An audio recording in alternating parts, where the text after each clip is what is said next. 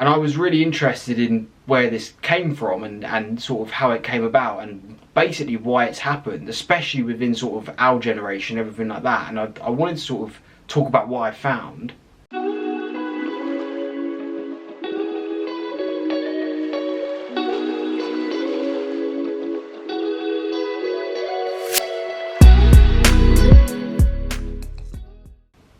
Hello guys, how are we? For those of you new here, I'm a psychology student trained to be a therapist, so on this channel we talk about positivity, mindset, well-being, mental health and all things like that. So if that sounds of interest, stick around. Today I wanted to talk about a really interesting topic. Now, I'm not sure I'm allowed to just unilaterally decide that a topic is interesting, but I have, so here we are. That topic is mindfulness, well-being and how it's been associated. Now, those two words, mindfulness and well-being, have been thrown around so much that they've almost become meaningless. But on top of that, along this process, they've somehow been associated with things that only women are allowed to do. My mum is literally like a mindfulness teacher, sort of goes into schools and stuff like that, and even at her age she says the boys are sort of very much put off, and she works from sort of schools all the way up to adults, and when she does adult classes it's pretty much exclusively just women. And I was really interested in where this came from and sort of how it came about and basically why it's happened, especially within sort of our generation, everything like that. And I wanted to sort of talk about what I found. I really started noticing this when, obviously, for my channel I always try and find sort of YouTube channels and podcasts that talk about mental well-being and mindfulness and everything like that, just for research, for inspiration and everything like that. And this area is pretty much solely dominated by women. If you go through sort of Instagram accounts and podcasts and everything like that, and you sort of look at well-being and health and everything like that, you'll find loads of podcasts of sort of girls just doing maybe sort of a host and co-host setup where it's just sort of two girls chatting for ages about sort of everything they're doing, or it's just one girl sort of talk about sort of their life and everything like that. On Instagram there's loads and loads of sort of girl pages about wellness and mindfulness and health and well-being and everything like that. But for blokes it's actually really hard to find something, and I was again sort of interested in how this has happened. Being the nerd that I am, I sort of really started to look at these accounts and everything like that, and I think I've kind of worked out what it is, and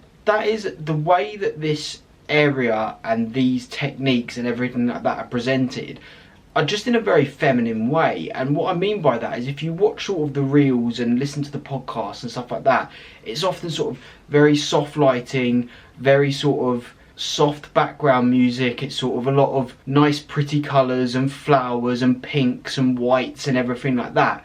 And personally that doesn't bother me. Again, I find it all like quite relaxing, but I do understand that it sort of puts some blokes off. And again, being a nerd and everything like that, I was going through these videos and I was actually sort of going through the likes, not even just the actual accounts, the likes and the followers, and it is literally all women. And obviously the men's side of things does have its own area, but it is pretty much exclusively sort of gym with a little bit of nutrition, and there is sort of a mental side of it as well, but it's much more that sort of accomplishment and achieving and smashing through and powering on and everything like that. And don't be wrong, I'm totally here for that and everything like that, and I always want to encourage that on this channel.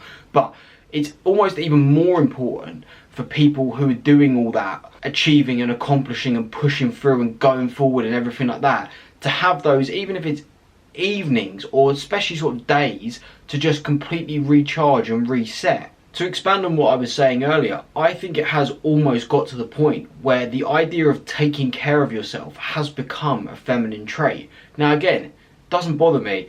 I'll lay in bed, do a skincare routine, read a book with a candle on airplane mode in my phone. Like, doesn't bother me. If people think that's weird or girly, I don't care, because it makes me feel better.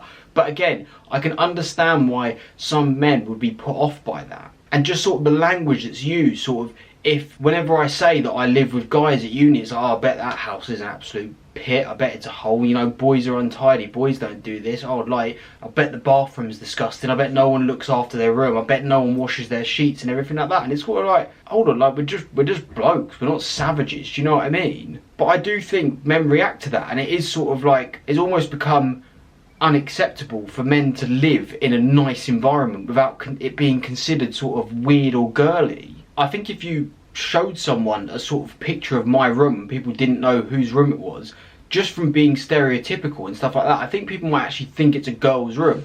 I've got nice white bed sheets, I've got 6 pillows, I've got like a bookcase, I've got an Alexa, I've got a candle, and it's just a very chilled out sort of nice environment to be in. But I think if people looked at that, or they just saw a picture of it, they go, oh, that must be a girl's room. The point I was trying to make in this video, and it may have come across a bit of a rant, and it hasn't meant to at all. The point I was just trying to make is that there is absolutely nothing wrong with creating a nice environment for yourself to live in, doing things that are peaceful and everything like that. There is nothing wrong with that. As I said, if you are someone who is smashing the gym all the time, working hard, got your own business, or whatever it is you want to do, you're out to conquer and everything like that, then it's even more important to have that.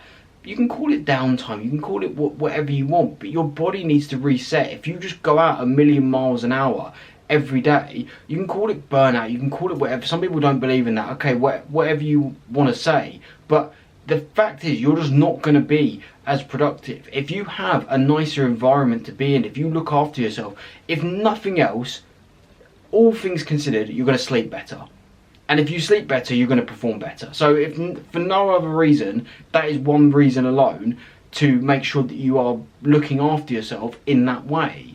I always use the example, if you've seen the film Limitless, which if you haven't, definitely watch it. When he first takes the pill and he's getting ready to sort of take over the world and everything like that, and his brain goes, before he makes any money, before he does anything, before he even gets in the gym, gets a haircut, all those things he does, the first thing he does is tidy his room. If you actually remember the film, the first thing he does is he looks at his room and he's like, I cannot exist in this environment. I cannot achieve or succeed in this environment. That's literally the first thing he does. And it's true. People's bedrooms are often a representation of where their minds are, and it is incredibly disorientating and not particularly enjoyable to live in a cluttered and dirty, basically, environment. As I always say on my channel, try it. If you try it and absolutely hate it, never listen to me again. Just for an evening, for example, airplane mode your phone, put on some chill music on an Alexa, light a candle or a diffuser, and just read for 20 minutes and just see how you feel at the end of it. Next time you go on a walk,